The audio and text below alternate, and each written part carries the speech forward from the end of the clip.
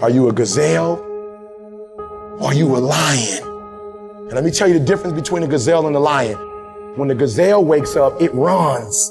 But if a lion ain't chasing it, it stops running. But when the lion wakes up, it don't need nobody to push it.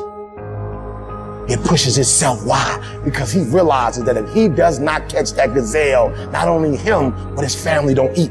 What are you playing this game for? What's your passion? What's your drive? What's your purpose? What's your purpose for playing this game? No alarm clock needed. My passion wakes me up. My drive wakes me up.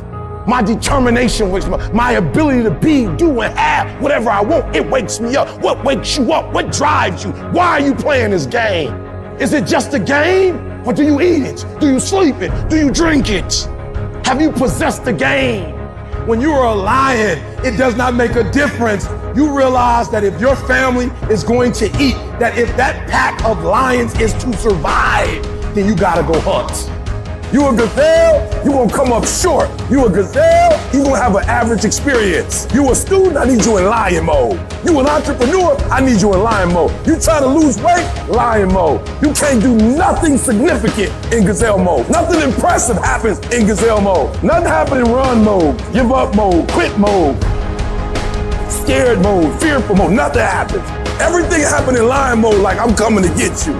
A part of being a beast just ain't eating a gazelle. A part of being a beast is the hunts. It's the hunt that they're excited about. They like to see the gazelles run. Then boom, they take off. Because real lions like to hunt. They love the process just as much as they love the prize. And some of y'all just want to score. You don't like the process.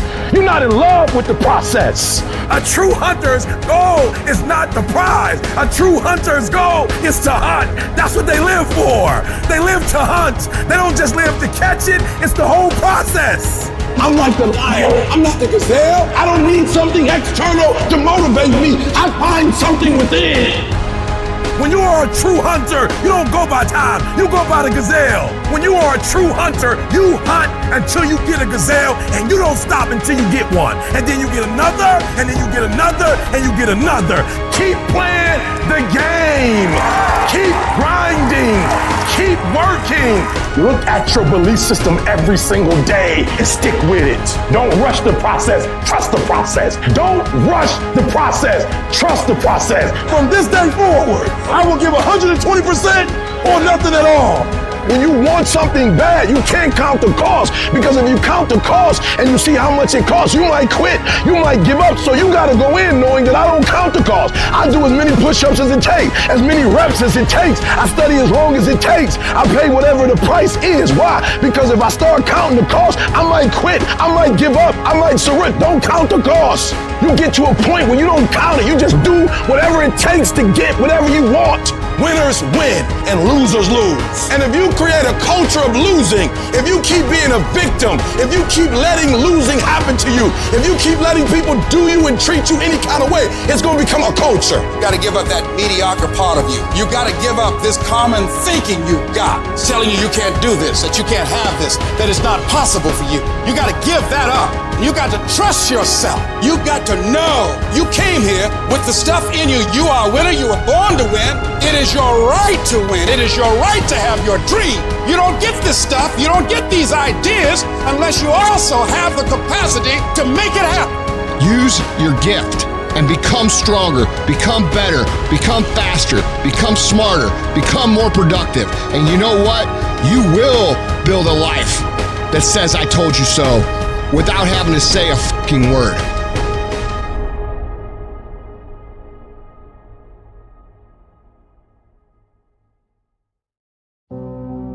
At some point or another, all of us will go through the fire. You will be burned. That fiery furnace life puts you through is not without reason. You are being forged. Those of you who are wondering, how can I keep going like this? This is for you. Some of you have been through so much that you should have lost your mind. Don't think it's strange when things happen to you, because every man, every woman, every boy, every girl will go through a time where your faith will be tested. You will hit something, and when you do, you will have a choice. Many choose to turn around.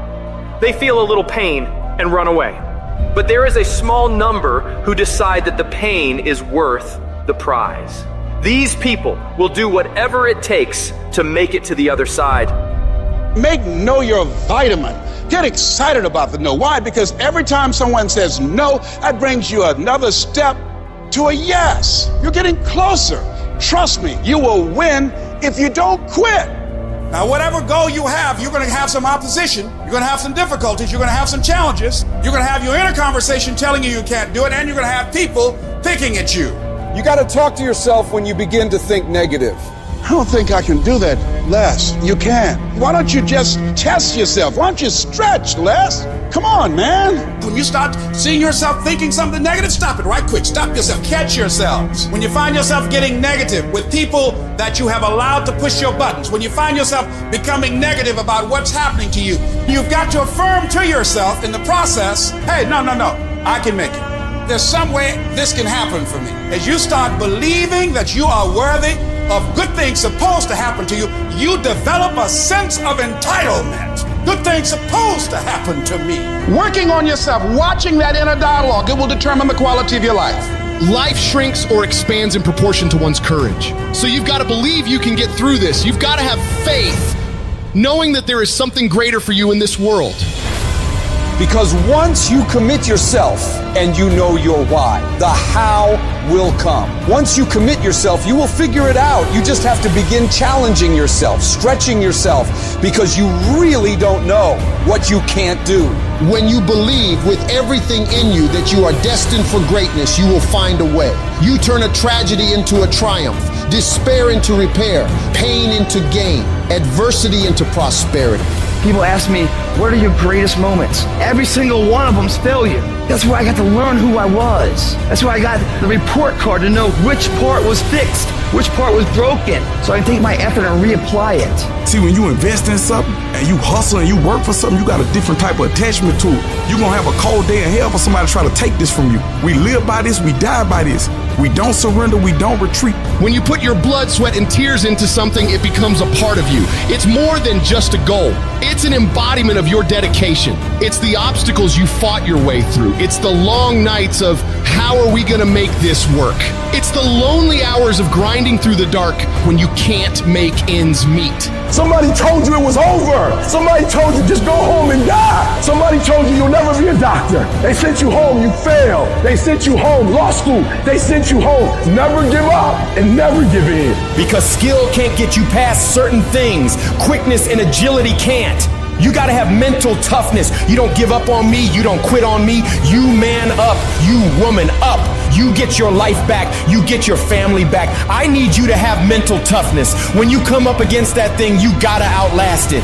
And you gotta already have made up your mind before you get to cancer. You gotta already have made up your mind before you get to that exam. You gotta already have made up your mind when you're talking to your husband, when you're talking to your wife, when you're talking to that sickness. You gotta look at it before you even get to it.